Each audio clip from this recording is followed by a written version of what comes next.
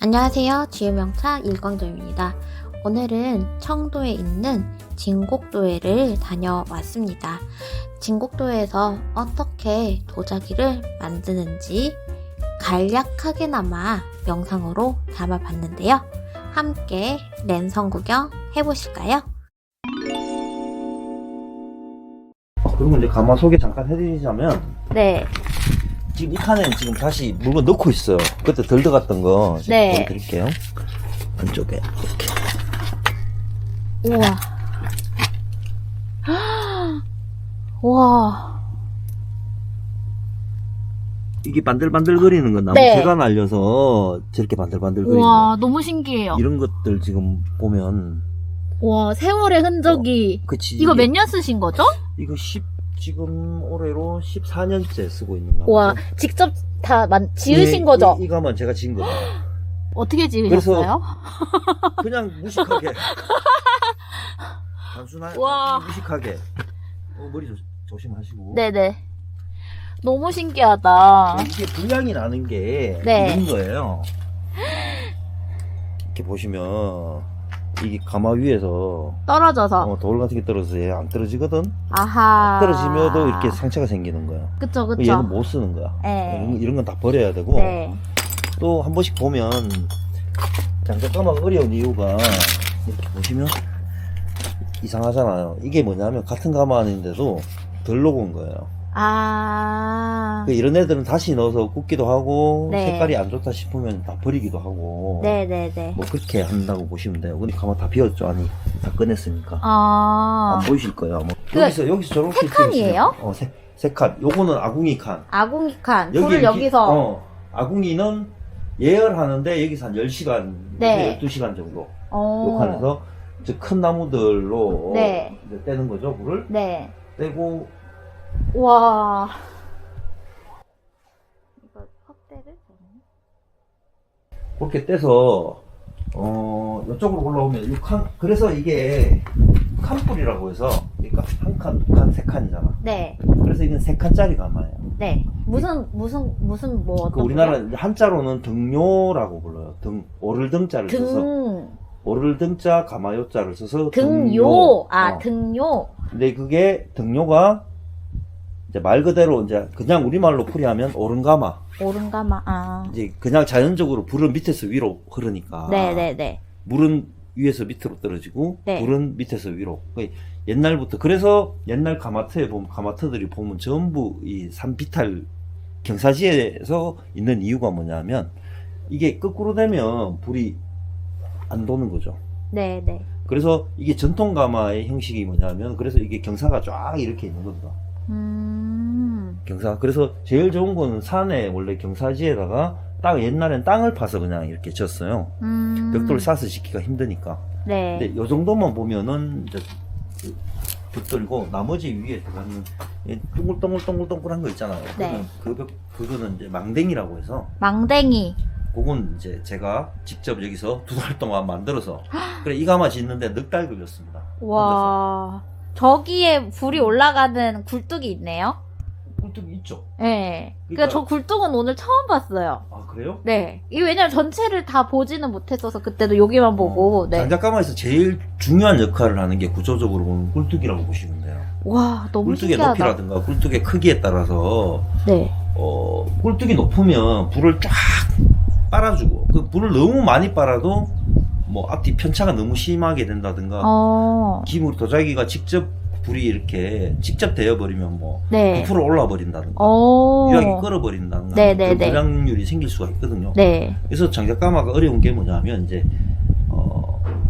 센스가 있는 것도 아니고, 보시면 알겠지만, 맞죠, 네. 여기 뭐 온도계가 달린 것도 아니고. 그럼 어떻게 하세요? 불색을 보고 하세요? 불색도 보고, 시간도 보고, 그날 시간? 날씨나 이런 감에 의존하는 거죠. 아. 이 감에 의존하다 보니까 사실은 실패할 확률이 굉장히 높아지고. 그럼 계절마다 분기별로 작업할 때마다 조금씩 다르겠네요? 그러니까 사실은 지금 때는 불하고 마지막 불, 1년의 마지막 네, 불이 네. 보통 제가 한 11월 정도에 떼요. 네. 11월 정도의 불이 가장 안정적으로 나와요. 아. 왜냐하면은 일단 연료 자체가, 나무 연료 자체가 되게 많이 말라 있고. 근데 네. 이제 드라이하죠. 지금 같은 경우, 근데 이제 이게 걱정하시는 분들이 뒤에 산도 있고 해서 감옥 불 때다가 뭐 이렇게 네. 아 근데 얘들은 이 안에서 거의 다 소진이 되죠. 소진이 되고 네.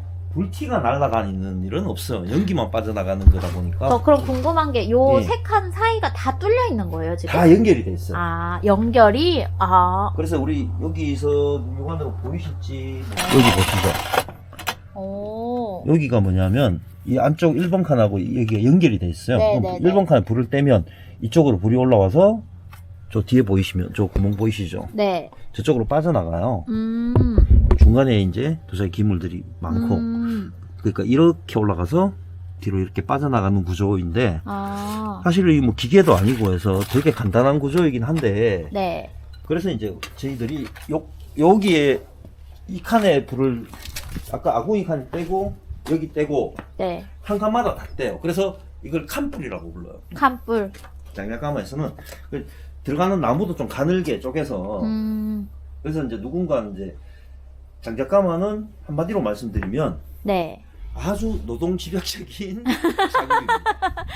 물론 이제 노하우가 있어서 네. 자기가 이제 이렇게 불을 조절한다기보다도 사실은 날씨의 영향이라든가 나무의 영향이라든가 뭐 이런 것들이 되게 너무너무 큰 영향을 받기 때문에 될 수 있으면 비 오는 날은 불 떼는 걸 좀 피합니다. 그쵸. 기압이 네. 낮아서 나무가 젖는 것도 젖는데 기압이 낮기 때문에 이게 연기가 위로 쫙 빨려 올라가야 되는데 그게 아니고 이제 밑으로 이렇게 눌러주는 그것 때문에 이런 애들은 그냥 깨 버려야죠. 아. 이렇게 돼. 아하. 그러니까 이게 불에서 못 견딘 거야. 네네네. 이런 애들은 뭐 뚜껑은 살릴 수 있으면 살리고. 아, 그러니까 작가님이 만든 이런 네. 판매가 되는 작품들은 진짜 고온의 불을 견디고 살아남은 친구들이네요. 불맛을 그래서 가득 입은. 고온일 수도 있고 일정하지 않은 불을 받아야 되니까 네. 이 흙 입장에서는 되게 스트레스일 거예요. 그것도 아, 그쵸.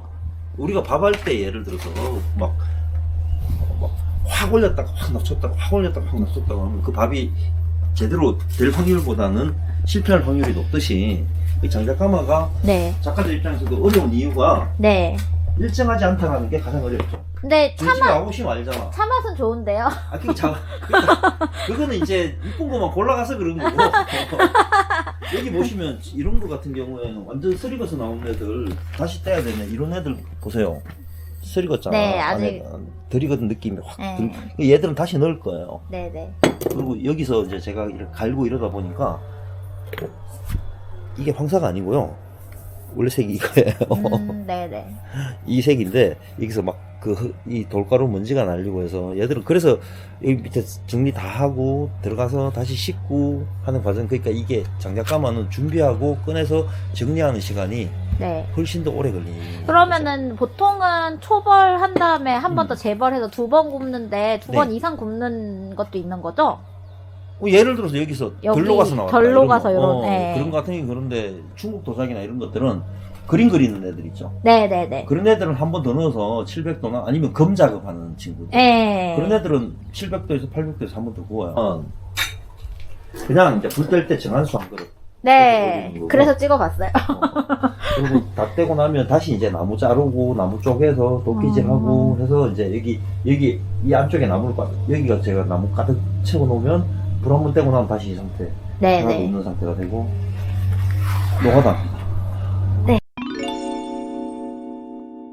보시면 이게 열리문이라고 하얀색 흙이랑 요 갈색 나는 흙을 두 종류를 섞어서 만든 개환인데 열리문이라고 하는 게 예전에 그 고려시대 때부터 있었던 우리 역사책에도 나오는 문양이에요. 이 물감의 마블링 효과처럼 사실은 요 작업이 성질이 다른 두 흙을 섞다 보니까 작업의 난이도가 조금 있는 작업이라고 보시면 됩니다. 근데 이게 지금은 요번 가마에서 새롭게 만든 작업인데 사실 반응은 네. 어떻게 될지 제가 잘 모르겠습니다. 근데 일단 저는 마음에 들게 나와서 일단 제가 써보고 있습니다.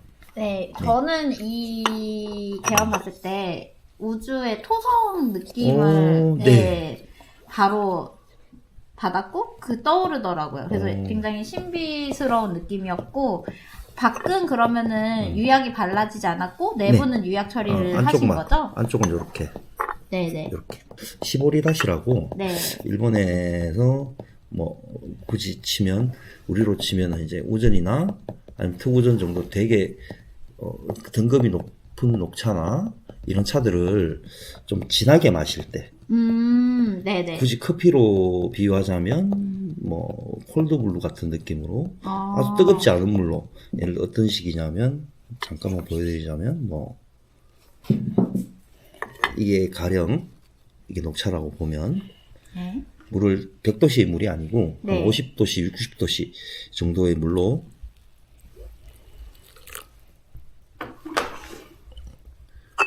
넣고 물론 저는 손이 커서 이렇게 잡는데 원래는 손이 작은 여자분들은 이렇게 잡으시더라고요. 그러니까 네. 물이 뜨겁지 않으니까 이게 굳이 뭐 이렇게 너무 이제 일반 개완 쓰실 때처럼 너무 뜨겁거나 이런 거에 약간 구애 안 받은 상태에서 그냥 몸선을 다 잡을 수가 있는 그러니까 거죠? 네. 굽이랑 이렇게. 굽이랑 네. 아니면 뭐 간혹 이렇게 잡으시는 분들도 있고요. 네. 저는 그냥 이렇게 잡아도 되더라고요. 제가 여러 번 잡아보니까 이건 물론 개완도 그렇고 근데 이게 제가 동영상을 찾아보고 하니까 이렇게 대부분 이렇게 잡으세요. 이렇게 네, 이렇게 네. 잡으시고 수구나 공도배로 찬물을 옮기는 게 아니고 잔으로 바로 가는. 그러니까 이렇게 많이 기울이지 않고 이런 느낌.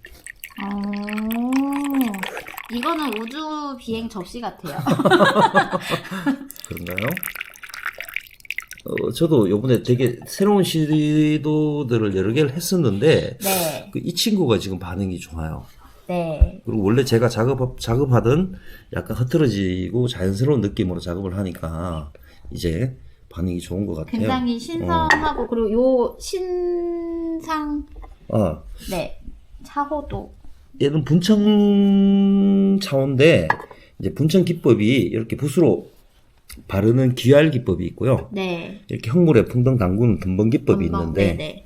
얘는 이제 스펀지 같은 데다가 그 미술에서 보면 전묘법이라고 해야 되나요? 예. 이렇게 탁탁탁 찍어서 켜켜 올린 거죠. 그러니까 느낌이 그래서 이 개완도 보시면 느낌이 약간 울퉁불퉁한 느낌? 아니면 굉장히 자연스러워요. 도돌도돌한 느낌이 그러니까 안쪽도 보시면 이렇게 되어 있는데 그래서 요 느낌을 이제 최대한 살린 그러니까 아예 다른 거죠. 그러니까 이 기법이 다르니까 이건 붓자국이 나고 얘는 그냥 백자의 같은 느낌이 나고 같은 분을 써도 화장토를 써도 얘는 찍어서 올려서 켜켜이 쌓아 올린 느낌.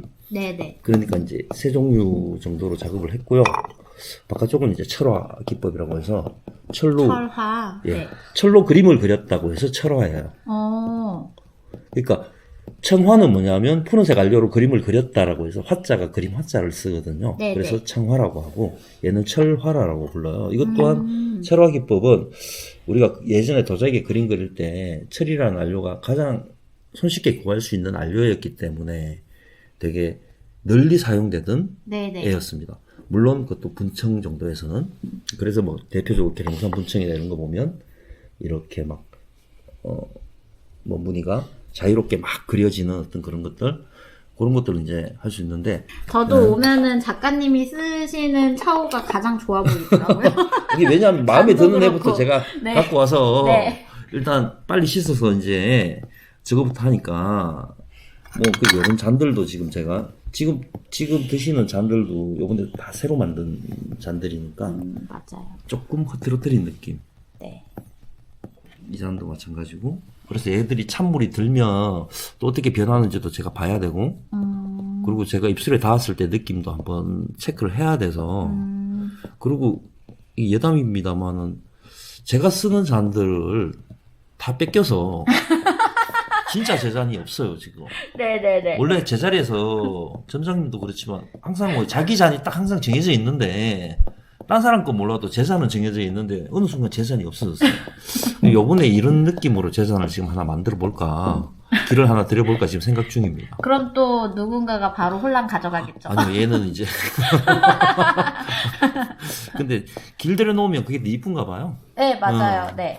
그래서 한 번씩 가질 때마다 찍어서 그래요? 딱딱한 거 그럼 얘기를 하시지. 볼 거 아니에요. 너 처음 봤어.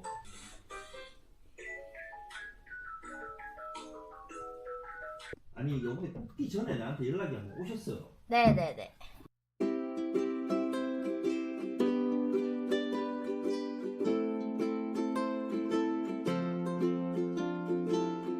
오늘 진곡도의 탐방기는 여기까지였습니다.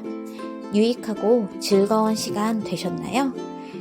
늘 가면 둘러보느라 시간이 부족한 진곡도회인데요.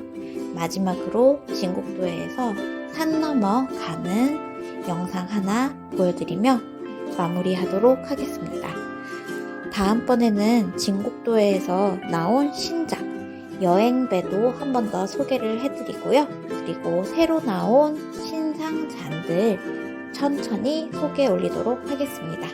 오늘도 시청해주신 여러분 감사합니다.